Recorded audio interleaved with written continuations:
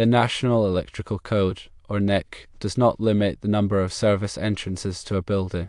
However, there are practical and safety considerations that may limit the actual number of entrances. It is common practice to have multiple service entrances to a building for redundancy and load balancing purposes. This can be achieved by using multiple transformers, each feeding a separate service entrance. A quad-plex feeder is a 4-conductor cable that can provide 3 phases and a neutral. A tri-plex feeder is a 3-conductor cable that can provide 2 phases and a neutral. It is permissible to use different types of feeders to supply different parts of a building. For example, a quad-plex feeder could be used to supply the heavy load area of a building, while a tri-plex feeder could be used to supply the lighter load areas. The NEC does not prohibit feeding multiple service entrances from the same transformer bank. However, this should be done in accordance with the utility's requirements and with careful consideration of load balancing and redundancy. When considering multiple service entrances, the following factors should be taken into account. Firstly, load balancing. The load should be balanced as much as possible to avoid overloading any one transformer or feeder. Secondly, redundancy. Having multiple service entrances provides redundancy in case of a failure in one of the entrances. Thirdly, maintenance. Maintenance and testing of multiple service entrances can be more complex and time-consuming. Fourthly, cost. The cost of installing and maintaining multiple service entrances can be significant. In conclusion, the NEC does not limit the number of service entrances to a building. However, practical considerations, safety, and the requirements of the utility should be taken into account when determining the number and type of service entrances to be used. It is permissible to use different types of feeders to supply different parts of a building, and to feed multiple service entrances from the same transformer bank. When you're dealing with electrical systems and service entrances, understanding the terminology and the components is very important. Let's break down some of the key terms. Firstly, a service entrance refers to the point where electrical power is delivered from the utility company to a building or structure. This is where the utility's wiring connects to the building's electrical system. Secondly, a transformer is an electrical device that changes the voltage of alternating current electricity. In the context of service entrances, transformers are often used to step down the high voltage from the utility's distribution lines to a lower voltage that can be used safely inside the building, such as 120 volts or 240 volts. Thirdly, a feeder is a set of conductors, such as wires or cables, that carry electrical power from the service entrance to a distribution point within the building. Feeders are typically larger in size than branch circuits because they need to carry a larger amount of current. Fourthly, a quad-plex feeder, as mentioned earlier, is a cable containing 4 conductors. In a typical setup, these conductors include 3-phase conductors and 1 neutral conductor. This type of feeder is commonly used in 3-phase power systems. Fifthly, a tri-plex feeder is a cable containing 3 conductors. These conductors typically include 2-phase conductors and 1 neutral conductor. This type of feeder is commonly used in single-phase power systems, especially in residential applications. Understanding the differences between these components is very important for designing and maintaining a safe and efficient electrical system. Now let's dive into some of the practical considerations and safety measures related to multiple service entrances.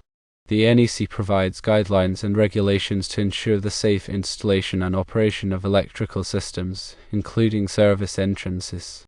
Although the NEC doesn't explicitly limit the number of service entrances, it's crucial to understand the implications of having multiple entrances. Firstly, load balancing is a critical aspect of electrical system design. When a building has multiple service entrances, it's important to distribute the electrical load evenly across all the entrances. This prevents overloading any one transformer or feeder, which could lead to overheating, voltage drops, or even electrical fires. Secondly, redundancy is another important consideration. Having multiple service entrances can provide a backup power supply in case one of the entrances fails. This is particularly useful in critical facilities such as hospitals, data centers and emergency response centers where a power outage could have serious consequences. Thirdly, maintenance and testing are also very important. Multiple service entrances require more complex maintenance and testing procedures compared to a single entrance system.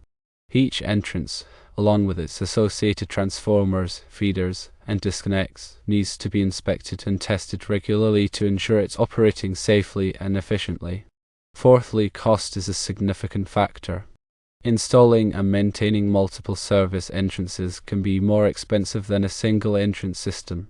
The cost includes the purchase of additional transformers, feeders, disconnects, and other equipment, as well as the labor costs for installation and maintenance. When designing an electrical system with multiple service entrances, it's essential to coordinate with the local utility company. The utility company will have specific requirements for connecting to the grid, including the type of equipment that can be used, the location of the service entrances, and the procedures for switching between different entrances. In addition to the NEC and the utilities requirements, it's also important to consider any local codes or regulations that may apply. Local codes may have additional requirements for service entrances, such as the type of grounding system that must be used or the minimum size of the conductors. Now let's explore some real-world examples of when multiple service entrances might be necessary or beneficial. Firstly, in large commercial buildings such as shopping malls or office complexes, multiple service entrances may be needed to handle the large electrical load. Each entrance can supply power to a different section of the building, ensuring that the load is evenly distributed and that there is sufficient capacity for future expansion. Secondly, in industrial facilities with heavy machinery and equipment, multiple service entrances may be used to provide redundancy and prevent downtime in case of a power failure. For example, a manufacturing plant might have 2 or more service entrances, each connected to a different transformer. If one transformer fails, the plant can switch over to the other transformer and continue operating without interruption. Thirdly, in data centers, which require a very reliable power supply, multiple service entrances are often used in conjunction with backup generators and uninterruptible power supplies, or UPSs. This combination of power sources ensures that the data center can continue operating even if there is a complete power outage from the utility grid. To further illustrate the concepts discussed, let's consider a hypothetical example. Imagine a large hospital with multiple buildings and critical life support systems. To ensure a reliable power supply, the hospital has 3 service entrances, each connected to a different transformer. One service entrance supplies power to the main hospital building, which houses the emergency room, operating rooms, and intensive care units. The second service entrance supplies power to the patient wards and administrative offices. The third service entrance supplies power to the research labs and support facilities. Each service entrance is equipped with an automatic transfer switch, which can switch over to a backup generator in case of a power outage. The hospital also has a UPS system to provide uninterrupted power to critical equipment during the brief period when the generator is starting up. In this example, the multiple service entrances, along with the backup generator and UPS system, provide a high level of redundancy and ensure that the hospital can continue operating even in the event of a major power outage. To summarize, the NEC does not limit the number of service entrances to a building. However, practical considerations, safety requirements, and utility regulations should be taken into account when determining the number and type of service entrances to be used. It's permissible to use different types of feeders, such as quad-plex and tri-plex, to supply different parts of a building and to feed multiple service entrances from the same transformer bank.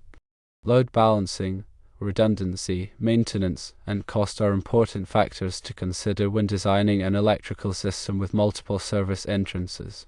By understanding these concepts and following the guidelines in the NEC, you can ensure that the electrical system is safe, reliable, and efficient. Additionally, it is important to ensure that all electrical work is performed by qualified and licensed electricians who are familiar with the NEC and local codes.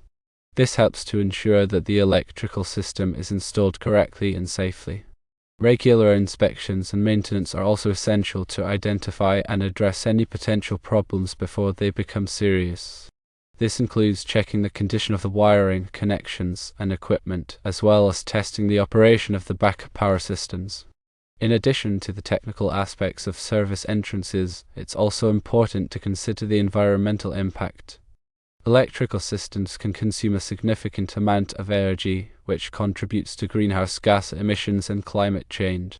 By using energy-efficient equipment and practices, you can reduce the environmental impact of the electrical system and save money on energy bills. Some examples of energy-efficient measures include using LED lighting, installing high-efficiency transformers, and implementing a power management system to reduce energy consumption during off-peak hours. Furthermore, renewable energy sources such as solar panels and wind turbines can be used to supplement the power supply from the utility grid and reduce the reliance on fossil fuels. In conclusion, service entrances are a critical part of any electrical system. By understanding the NEC guidelines, practical considerations, and safety requirements, you can design and maintain a safe, reliable, and efficient electrical system that meets the needs of the building and minimizes its environmental impact. Remember to always consult with qualified and licensed electricians when working on electrical systems, and to follow all applicable codes and regulations. Understanding and adhering to electrical codes is crucial for ensuring safety and preventing electrical hazards. Here's a more detailed look at some key aspects of electrical codes and their significance. Firstly, electrical codes are sets of regulations and standards that govern the design, installation, and maintenance of electrical systems. These codes are developed and updated by organizations such as the National Fire Protection Association, or NFPA, which publishes the NEC. Secondly, the primary goal of electrical codes is to protect people and property from electrical hazards such as electric shock, fires, and explosions. By following the codes, electricians and engineers can ensure that electrical systems are installed and operated safely. Thirdly, electrical codes cover a wide range of topics, including wiring methods, overcurrent protection, grounding, and equipment installation. They specify the types of materials that can be used, the size of conductors, the spacing between wires, and the methods for connecting electrical components. Fourthly, electrical codes are typically adopted and enforced by local, state, or national government agencies. These agencies may have their own amendments or additions to the codes to address specific local conditions or concerns. Fifthly, compliance with electrical codes is usually mandatory. Building inspectors and electrical inspectors are responsible for verifying that electrical installations meet the requirements of the codes. Failure to comply with the codes can result in fines, delays in construction, or even legal action. Now let's discuss some specific examples of how electrical codes address safety concerns. Firstly, overcurrent protection is a critical aspect of electrical safety. Electrical codes require that all circuits be protected by overcurrent devices such as circuit breakers or fuses. These devices are designed to interrupt the flow of current if it exceeds a safe level, preventing overheating and potential fires.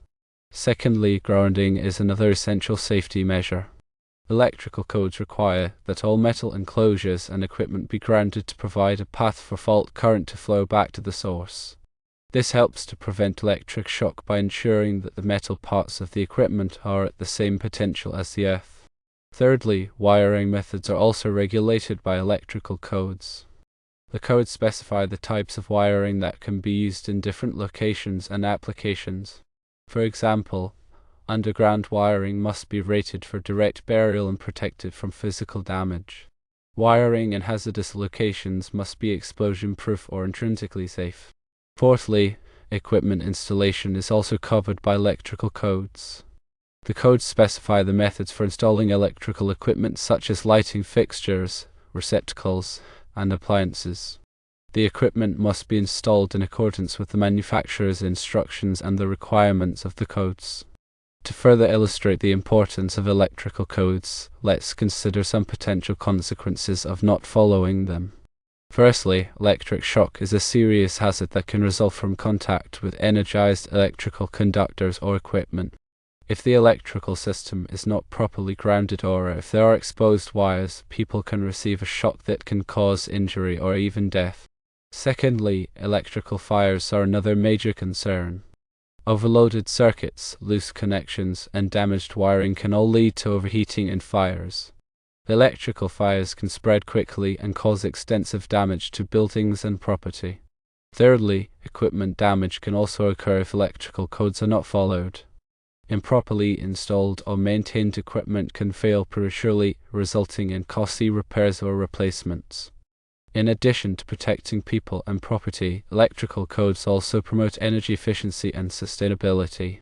The codes specify requirements for energy-efficient lighting, appliances, and building systems. By following these requirements, building owners can reduce their energy consumption and lower their utility bills. In conclusion, electrical codes are essential for ensuring the safe and reliable operation of electrical systems. By understanding and following the codes, electricians, engineers, and building owners can protect people and property from electrical hazards, promote energy efficiency, and ensure compliance with legal requirements.